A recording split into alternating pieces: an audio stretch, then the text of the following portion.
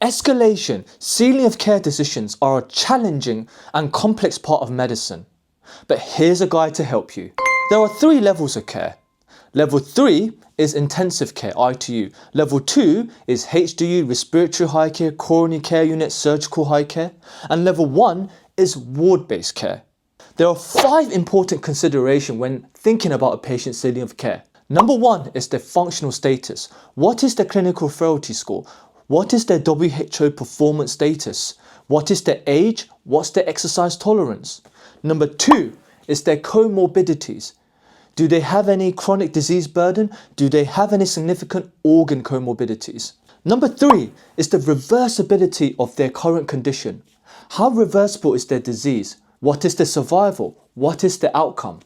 Number 4 is what specific treatment will they need in higher care? Do they need intubation and ventilation? Do they need NIV support? Do they need filtration? Do they need renal replacement, vasopressor support, specific drugs? And number 5, the known wishes of the patient involve the family and the next of kin. Do they have any advance directives? It may be that if the patient went to ITU, they would survive, but the outcome, them being bedbound, poor quality of life, they may not wish for it. So have discussions. Now, 3 important points. Number 1, each case is independent.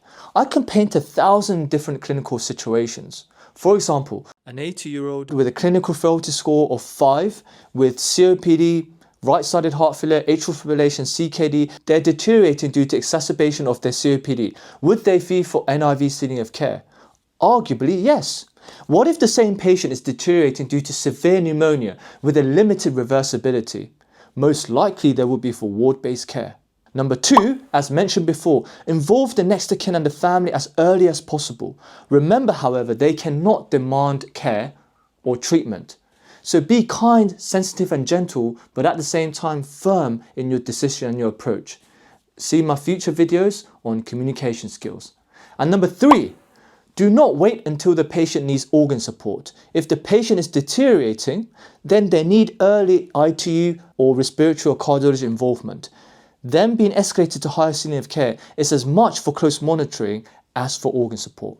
Lots to take in, a difficult part of medicine, but use this guide. Keep practicing and don't forget to subscribe.